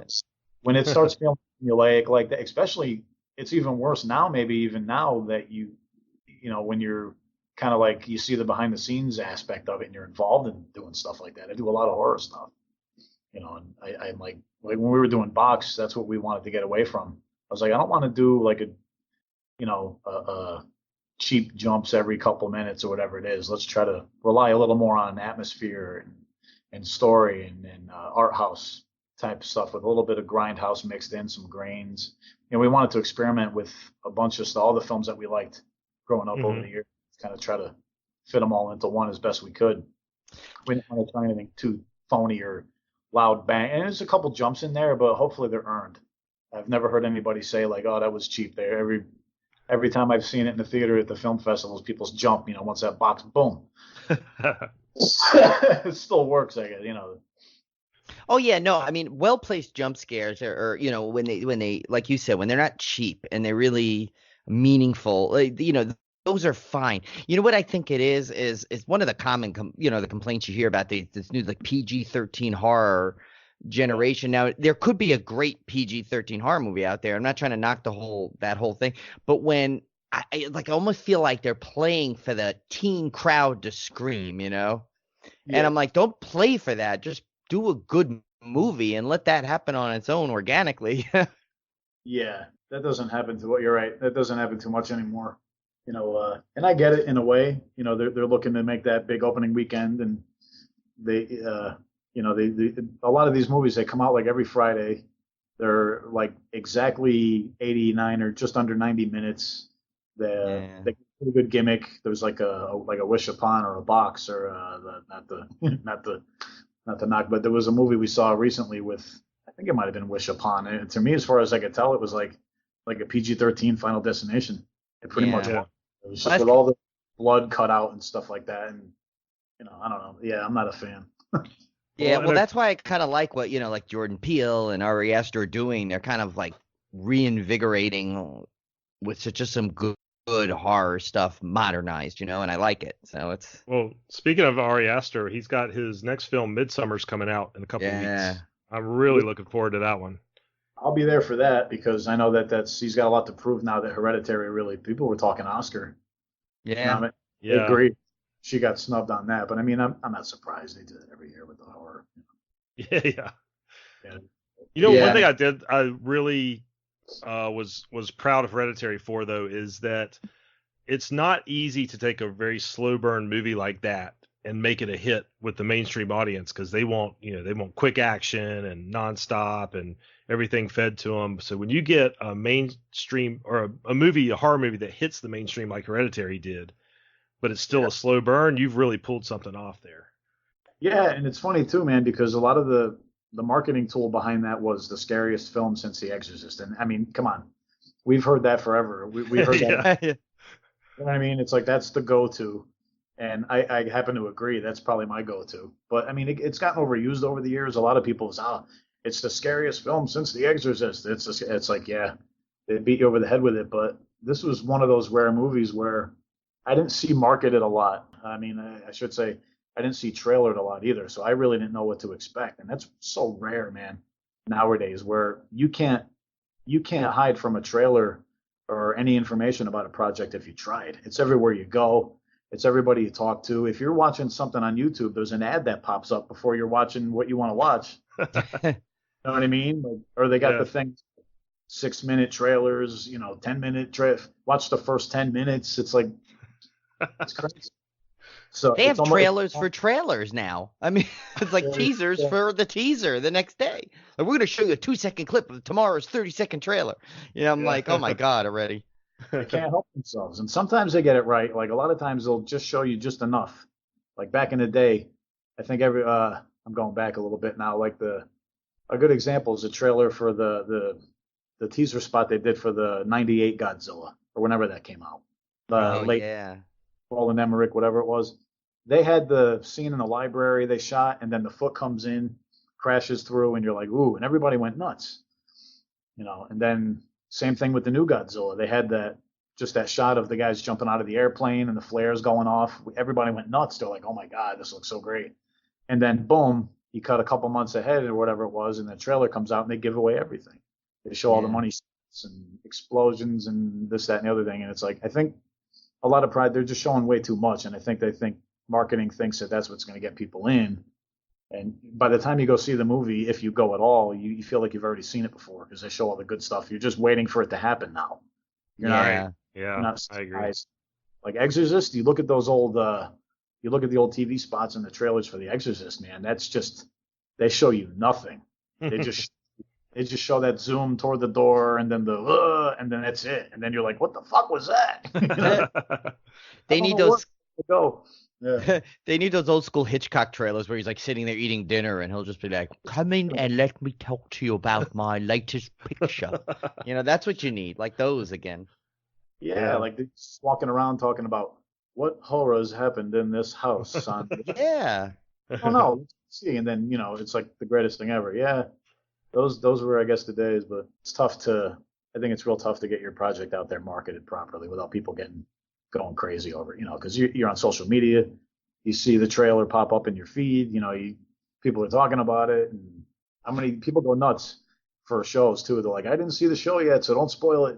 Well, that's funny you said that because I don't know if there was a lot of backlash on that movie that Tim and I both really enjoyed, The Perfection on Netflix, and the commercials the ads for it were completely different from what you got, and I thought that was great. Yeah, when I saw that, that's the movie I was trying to think of earlier too. But it was saw that movie was awesome. I actually put a post up on Instagram. It blew me away. Yeah, same here. once again, I saw a trailer. It was that rare occasion where a movie markets you something. At least to me, I got the movie that I saw was not what it ended up being. They marketed like a body horror infection kind of Cronenberg kind of thing, and the movie ended up being completely one other way when it took like a 180. But it was the rare occasion where that 180 happened to be better. Right. You know, I thought the movie was awesome. It was fucking phenomenal, perfectly acted. It was beautifully shot, and it's that rare thing where you're like, oh, that looks pretty cool, and it delivered, but it delivered in another way. I think everybody was expecting like, oh shit, she's got to chop her hand off. It was like, what? Yeah. What the fuck is going on? But Yeah. I don't want to spoil anything, but you see the movie, you're like, well, holy shit, wasn't expecting that. Yeah, that's exactly what I was almost in every 5 minutes. I think I was saying that at some point, like to my head. I'm like, oh my God, what the heck? What? I didn't think it was going to go this way. It's like, they just keep building on it. It was great. Yeah. I was like, where the fuck is this movie going? In a good way. Yeah. I mean, I'm not Yeah, absolutely. So, Jimmy, you said something a little earlier about, watching these movies after being in the industry. Do you think it helps or hurts your enjoyment of the movie? Now that you kind of know how the sausage is made, you know how the behind the scenes works. Does it enhance your enjoyment of it, or does it kind of take away from it? It depends. It's a little bit of both. I mean, I could look at a project and I could have a little bit more respect now for, like, especially when I look and see what the restrictions were and what their budget was, stuff like. Too often people say, "Oh, that movie sucked," and look how bad it is. It's like, well, I've been on a lot of projects and I've been on some stuff where not everybody knows the story behind it. Like you're like, okay, well, they had to go through this, and wow, they did all that with like little to no resources, and they did this and they shot that, and they were able to get a performance out of whatever. It's like I have a lot more respect now for projects as when I see them than I did even beforehand. I thought it would hurt a little bit. Like there's times when I can't look at projects anymore a lot of times without noticing editing or quick cuts or goofs and stuff like that. But I can respect it and appreciate it a lot more than I did as just back when, you're watching a movie going, oh my God, this movie, whatever, you rag it. And Yeah, I try to keep in mind that, I always try to keep in mind that even the worst movie, there was dozens of people slaving away to produce this, and working their tails off to make this and being creative and making something happen. So I try to give a little bit of respect to everything. That's why we're such big fans of indie film, because we know these people work so hard with very limited budgets and resources. Yeah, a lot of people I don't think they take that into consideration. I mean, why would they? I mean, the general going, film audience is just going to be like, well, I want to see this. Some people are easy to please. It's like, as long as you have the conventions, if they're slasher fans. I mean, I've sat through some movies that were just like, oh God. I think we all have, but I mean, like, for the most part, it's like, as long as they hit all the beats, you're satisfied. I mean, it's not reinventing the wheel or anything like that, but as long as it hits the beats and the stuff that's familiar, a lot of stuff is pretty much passable and you get away with it. But especially when you find out the story behind it too, like, oh wow, they only had $25,000-$30,000 budget for this, and it looks really good. I get more aggravated, I think, when I see the budget for something and it still looks like shit. Right. It's like, Yeah. you had you had like a project not long ago. I think it was like $3 million, and there was no major names in it. It got Netflix and it got all this stuff, and it was garbage. It really was not good. I'm like, where did the money go for this thing? I didn't see it advertised. It was just scrolling through the Netflix queue. You know what I mean? Mm-hmm. Popped up. I'm like, I'll give this a whirl. I didn't even look at the trailer, and I got about 20 minutes in. I was like, you got to be kidding me. That's what we heard time and again when we were at New Jersey HorrorCon, like listening to the Joe Bob panel, and he was like, you don't need money to tell a good story. You need story to tell a good story. You know? So you don't blame all your woes on budget. There's some fantastic indie films out there. Yeah. And like I said, that's when I get. For me anyway, that's when I go, wow, you guys, congratulations on that, man. You guys like it, no budget, and the thing looks like $1 billion. Anytime you can make something look worth more than it is, you've not only done your job, but you've exceeded it. Yeah, I think one of my goals. I think we need to like at some point somehow plan this. Like we got to watch a movie with you, Jimmy. Like me, Tim, and you will sit down and watch pick a horror movie and watch it. Oh yeah, definitely. And Any hopefully movie. we'll see it one of the cons too somewhere. Yeah, I think you mentioned Jersey earlier. There was somebody reached out to me not long ago. I don't know if it's coming up or if it just recently passed. I'm trying to think if because there's been so much. There was one that just put me on their list for next year. Oh, But nice. there was also another one. This one that was in Ohio or something, but there was another one that was in Jersey recently. I can't remember if it was one that just passed or it's coming up before the year's out. I want to say it's not the HorrorCon because there's Was a new it Chiller? Chiller. I don't. It sounds familiar too. It Yeah, might Chiller be. usually twice a year, so Oh, okay. I think they have Monster Mania in Jersey also. Yeah. Jersey has a lot of good cons, basically. But Yeah, they really do. Down here in North Carolina, you don't get anything. Yeah. No, they need to get some more out there because it's even a little bit closer to where I'm at. Well, I think we have the thing. We'll just start the Blue Bridge Horror Con next year. Blue. Okay. Yeah, but Jimmy, definitely tell us where you're going to be because yeah, Brian and I had a blast at New Jersey Horror Con this year, and I'm sure we're going to be going to hit some other ones. So it'd be cool to meet up in person sometime. Yeah, I'd like to get back down there anyway, man. It's been a long time since I've been to the city, New York, and anywhere out that way. I'm always on. I mean, the convention thing, I haven't been like really stepping back from it. I mean, I did a lot of conventions, especially last year and a little bit earlier on this year, but the past like 5, 6 months or so, like earlier this year, I've been kind of out of it only because work has come along.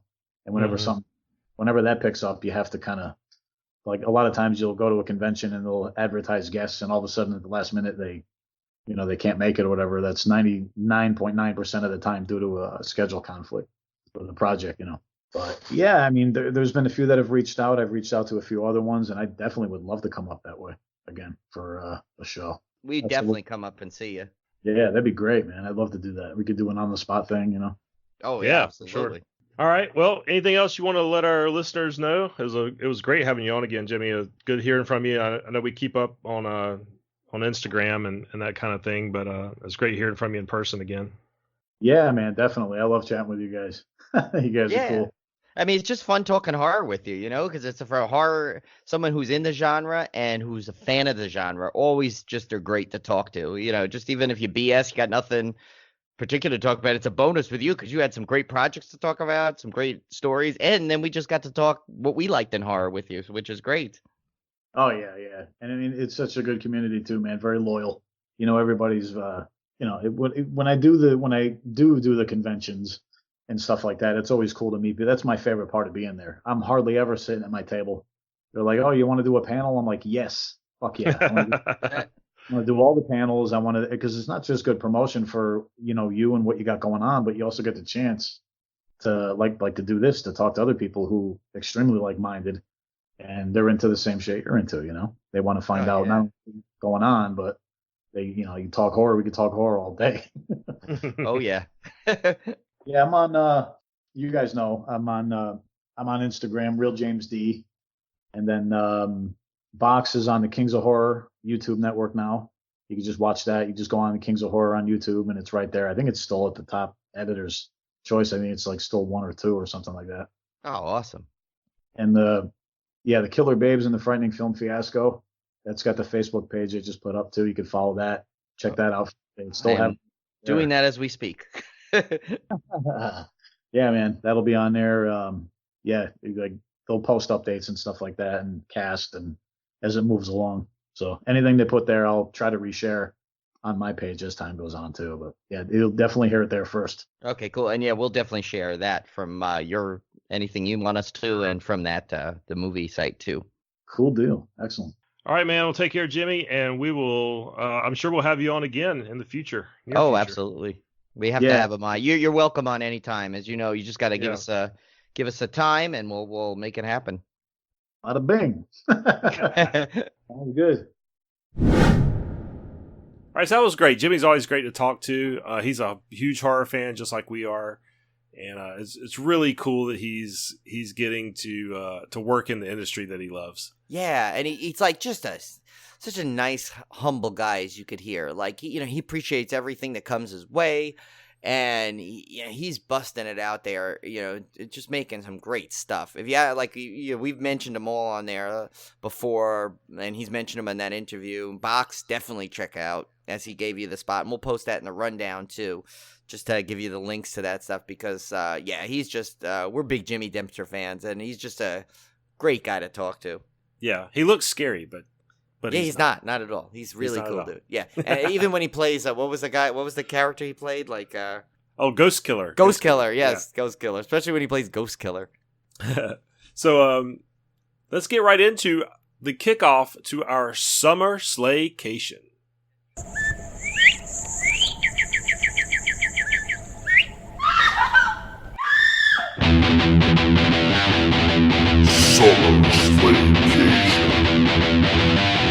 Like we said at the start of the show, we're doing Hatchet this week. We're doing Victor Crowley as our mascot of the week, and the Hatchet series is his franchise. So let's start off with the first movie, Hatchet. This came out in 2006, directed by the fantastic Adam Greene, who one of my favorites. I just love Adam Greene. He just seems like such a cool guy in real life.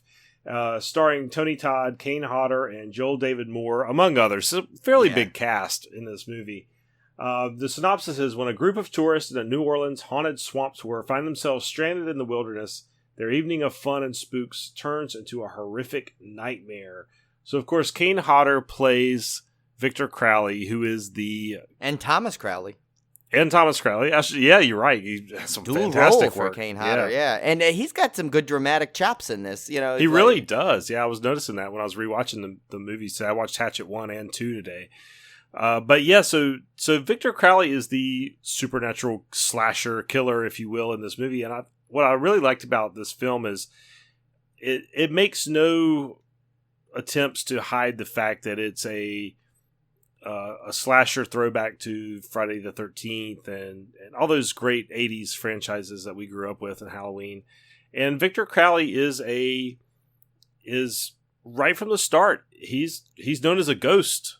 They're not going to try to come up with some way of why he can't be stopped or this and that, or try to make some kind of crazy excuses for why he can't die. In this film, they explain it all. They explain his backstory and they explain he's some kind of supernatural element. Yeah, and they even the characters within question it, which I love. It's like almost like a wink to the thing. Well, and they'd say, and I know we're only going to talk about the first movie tonight, but as the series goes on, so does the mythology, and yet you're always getting, like Tim said, you're always getting an explanation. So you're not like, well, that's just ridiculous. What? Well, who are you to say? They flat out told you it's ridiculous at some level, and that's what it is, and that's what makes it so great. They basically take the horror movie. They don't worry about well, what if all the movies in this series are just basically, they give you what you want.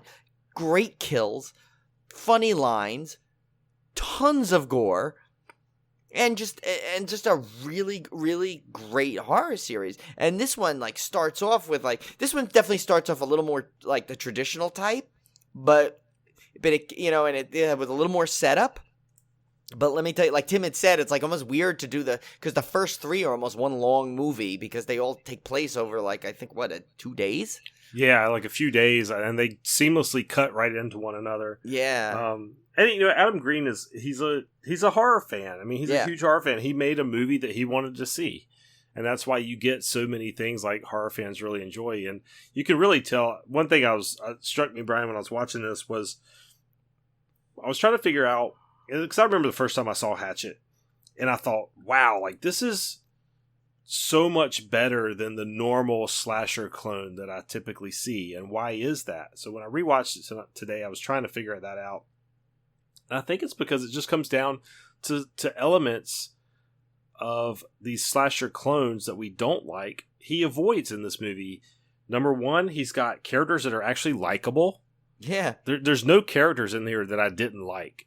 No, they're all likable in some way. They're either funny or they're so stupid that they're charming in a weird way. Right? Yeah. There's nobody that's obnoxious at all. Not a single character in this is obnoxious, unless you say maybe the kind of the porno girls or whatever. But even they are caricatures. Yeah. Right. So So you don't mind it. They're funny. There's great comedy.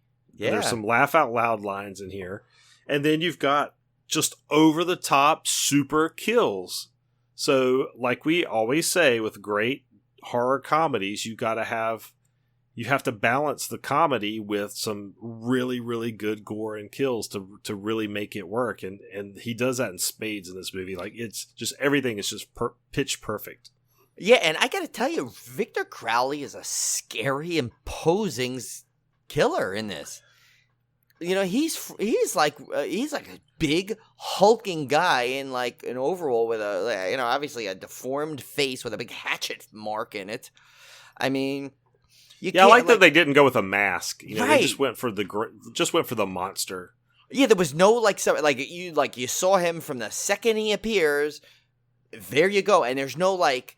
And I love, too, you know what they avoided, too? Not that this didn't work in Friday the 13th, you know, the Jason sound effect. But in this, he didn't have any kind of, like, sound. I mean, they had the moan, I guess. Yeah. But that didn't always predicate him appearing. There are times where they're just walking, and he just appears out of nowhere and scares the crap out of you. Yeah, that was great. I would have loved to see. I didn't see Hatchet in the theater.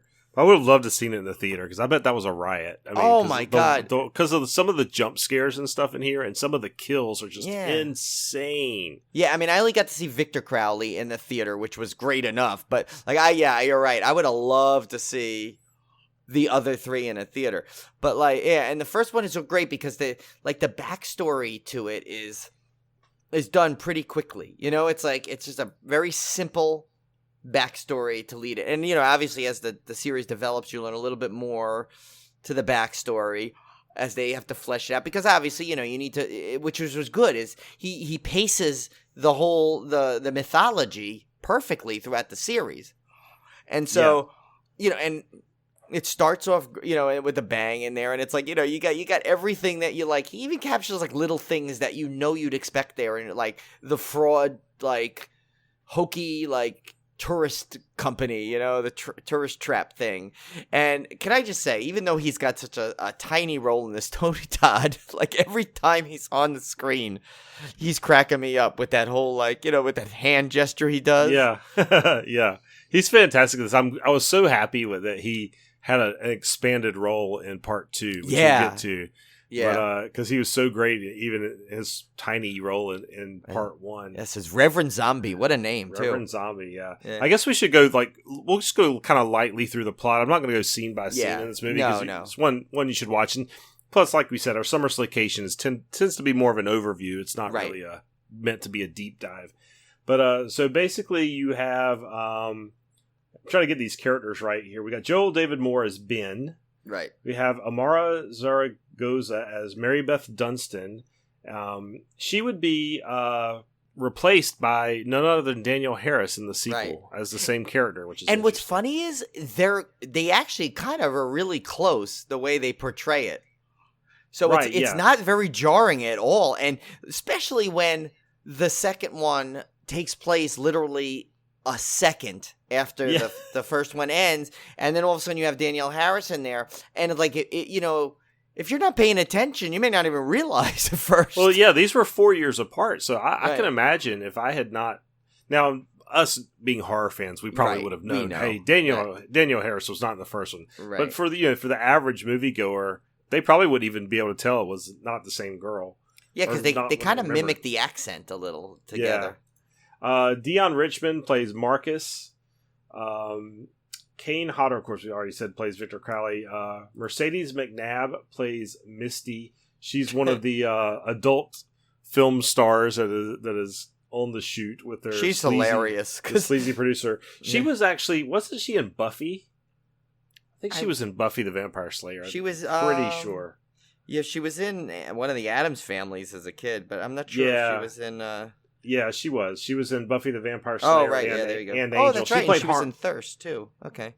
Yeah, she played Harmony in the series. Okay. That's right. I knew I recognized her from. And then Perry Shin plays Sean. He's great. He's in all of them. And I won't, you know, obviously if you haven't seen them yet, shame on you. But yeah, they find a way that his character is in, I mean, he plays different characters, but He's in each one. He's one of the best bad accent people I've ever heard. Yeah. It's sometimes difficult to make a convincing bad accent. He does a phenomenal job. But yeah, he's like one of the hits. He must be one of Adam Greene's friends or something because he's in all his movies and he is just freaking hilarious in this one. He totally plays the comic relief. Yeah. Among other, there's a couple of people that are like solely there for the comic relief. And obviously he's one of them because he goes from like pretending he goes through that he's pretending 3 different accents in this movie basically. Yeah, he plays the haunted swamp tour guide. Yeah, that takes these people out to the swamp. Joel Murray plays Doug Shapiro, which is the sleazy porn producer, which is Bill Murray relation, of course. Oh yeah, you're right. The other adult film star is Jolie Fiore. Yes, and she has one of my favorite lines in the movie too when she keeps saying she's from NYU and she's always dissing the other one, but she goes then when they were all like panicked, she goes, "I didn't even go to NYU. I went to Hofstra." And of course I cracked up because Adam Greene went to Hofstra, so it's a funny he like kind of knocked a little knock on his own school, which was a fantastic school. It's like a great school. It's just funny that they threw that in there. And then the great Richard Reel plays Jim Permatteo. Patricia Darbo plays his wife Shannon. They're the retired couple. Yeah, the one you meet always on a vacation somehow. Yeah, the just amiable retired couple. And you know him. If you don't know his name, you've seen this guy. He's just an amazing character actor. He's been in so many things. Oh yeah, I remember him best from Office Space. Yeah. Yeah, he's just incredible. He's also had some other horror cred. He was in Texas Chainsaw 3D. Yeah. Probably some other ones. I'm kind of going through his IMDb listing is just insane. And that's about it. So basically, you have this group of friends that are at Mardi Gras, partying it up, and they end up deciding to go on this haunted swamp tour. And unbeknownst to them, the swamp is actually haunted, if you will, by the ghost of Victor Crowley, who we learn was a disfigured child who grew up in the backwoods of the swamp. And one Halloween night, he was tormented by a bunch of kids. They set fire to his house and locked him inside. And his father tried to get him out by busting the door down with a hatchet and accidentally hatcheted poor Victor's head open in the process, hence the name Hatchet, and hence his hideous disfigurement. He was already born deformed, but now he has a big hatchet cleave in his head.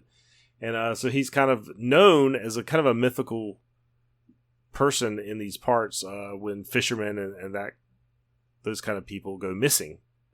Right. So it's basically kind of a build-up of, most of these movies have a group of young kids out having a good time that somehow find themselves in some remote, desolate location, stalked by a killer. This is kind of the setup. But I actually liked that it was kind of a unique setup. It wasn't a cabin in the woods. It wasn't, it was kind of a neat setting to go down in New Orleans into a swamp. I've never seen that done before.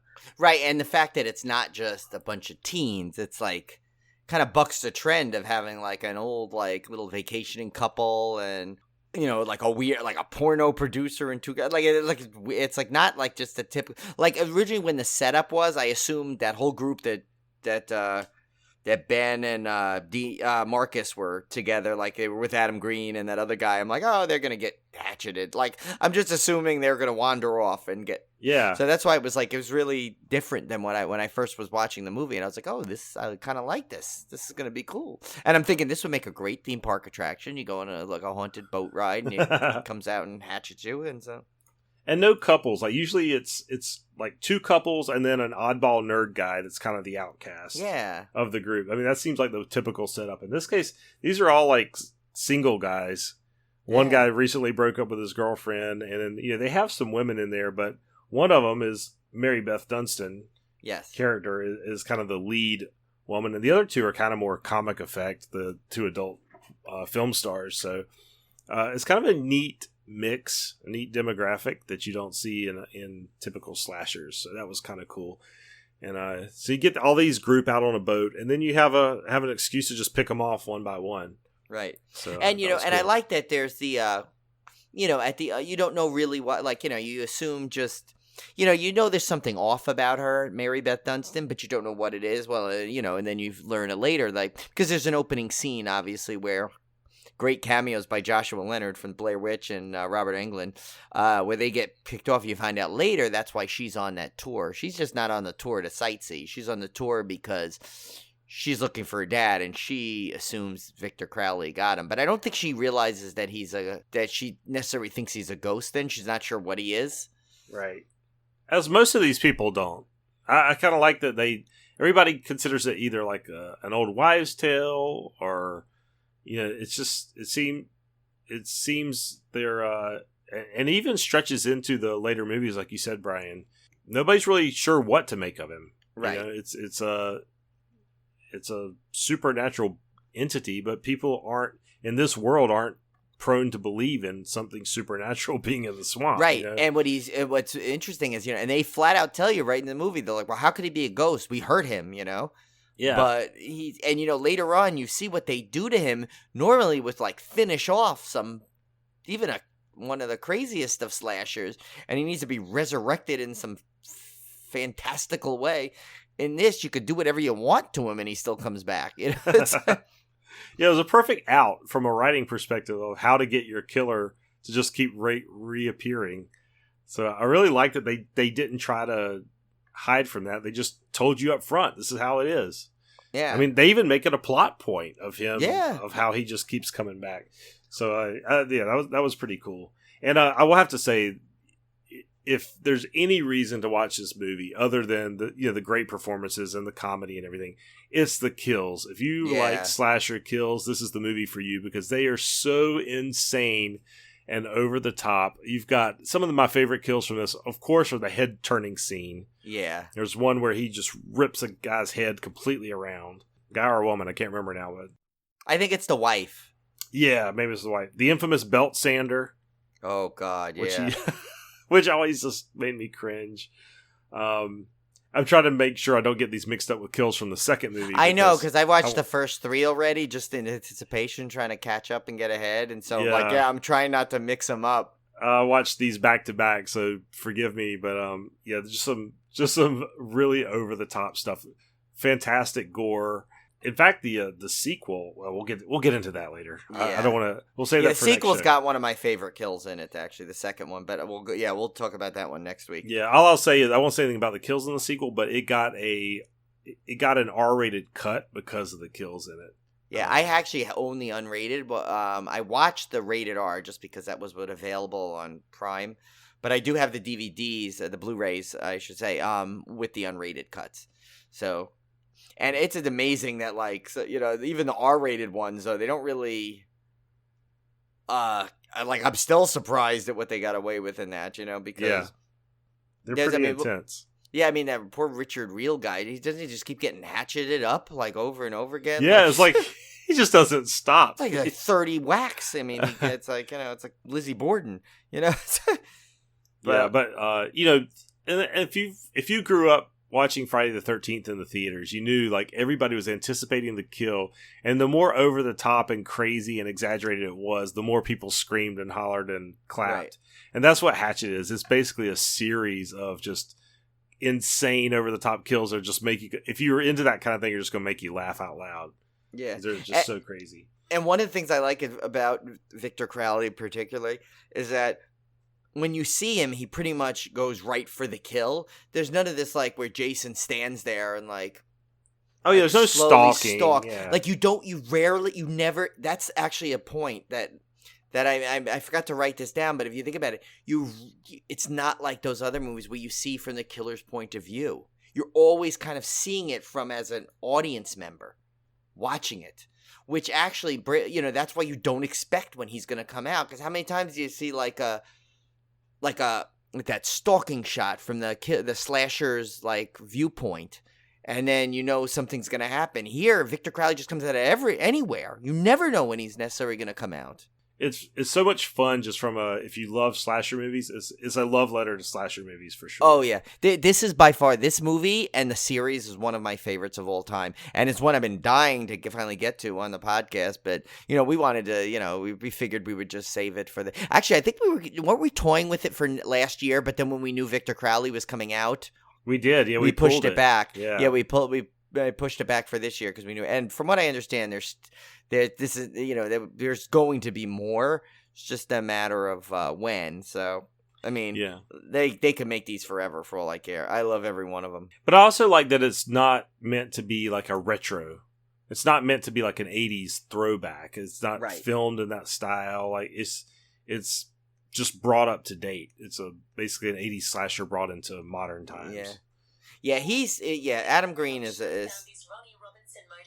Oh my gosh! Siri just came alive on me. Yeah, I know. That scared the crap out of me. I got a jump scare from my phone. I know Victor Crowley's coming through your phone, but there's that's like but that's what I just like. This Adam Greene just knew exactly what to give the audiences, and he delivered. And I think Victor Crowley himself does not have enough like product out there. Like I know there's some shirts and stuff, but there needs to be a NECA figure of him. I would buy that in a heartbeat. Oh, yeah, yeah. I mean, I think there's one statue I saw somewhere, but possibly. I don't know if that's a custom or not. Yeah. He's kind of like he reminds me kind of the Funhouse Freak. Yeah, a little bit. It kind of has that kind of like just overbearing mutant vibe to him. So yeah. I guess we'll run through a few of these trivia items. Not everything, but interesting. The young Victor Crowley was actually played by a young actress. Which was Adam Greene's wife.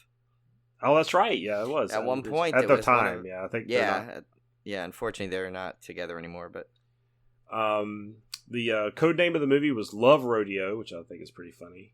I want to see that movie anyway. This one was interesting. This was the last production to shoot in Louisiana before Hurricane Katrina. So they must have. I guess they went elsewhere for the sequel then. Couldn't tell.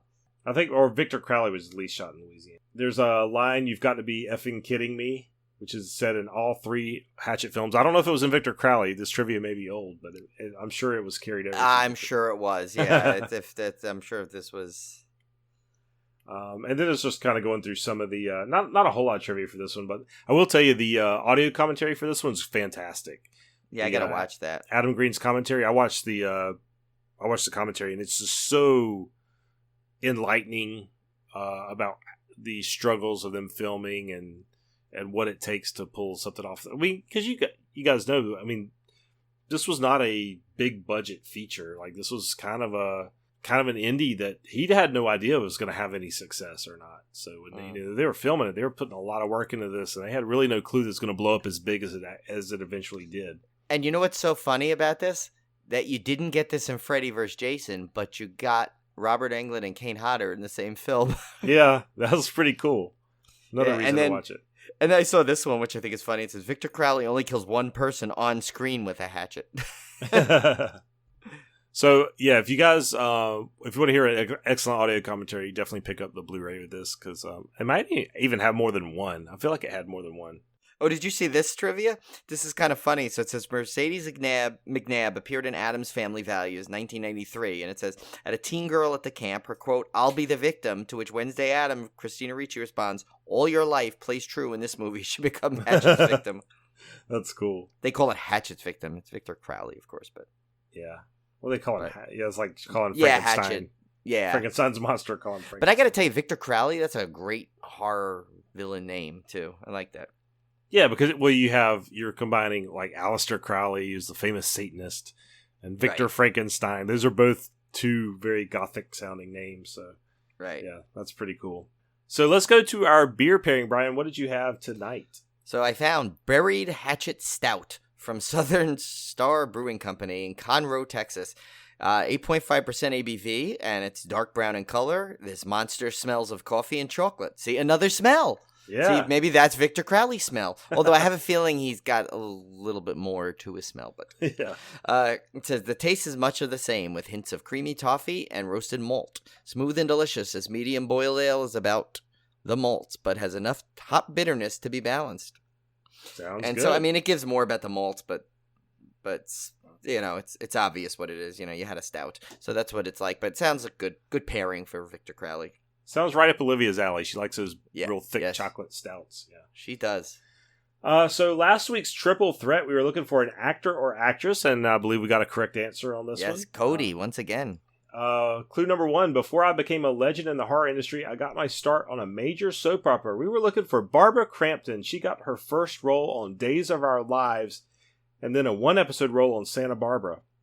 She also later appeared on Young and the Restless, Guiding Light, and The Bold and the Beautiful. Yeah, she was like a soap opera icon for a while. Yeah, clue number 2, where I was born is not too far from where one of the Civil War hosts, Tim or Brian, lived. Well, she was born in Levittown, New York. And then clue number 3, while I shared scenes with many well-known horror alumni, perhaps my most famous scene featured only a specific part of my scene partner's anatomy. We were referring to the head scene in Reanimator with David Gale. That's where we're kind of going for there. But I could see where people might have thought it was someone else. Yeah. Based on that. And we didn't ever got that answer. So Cody got it right away. So yeah. We did not fool her. So this week we're going to look for another actor or actress. Here's your 3 clues and listen carefully. I think you can get this one if you really think about it. All right, clue number 1. I have been in 3 movies that have had a worldwide box office total of over $1 billion with a B, dollars. $1 billion. $1 billion. Clue number 2. I am fluent in 4 languages. Luo, English, Swahili, and Spanish. And clue number 3, as of this year, I have been in 2 films nominated for the Best Picture Oscar. Now, just to clarify it's it's as of this year. It wasn't this year. It was as of this, like as up until of this point. Year. I know I realized I worded it a little funny, but that's it. So as of this year, this person has been in 2 films nominated for the Best Picture. So all right, guys, so get cracking on those clues. Leave us some iTunes reviews. We're still gonna give away that Civil Gore prize podcast. We're giving away the podcast. Yeah, that's it. Yep, it's up for grabs.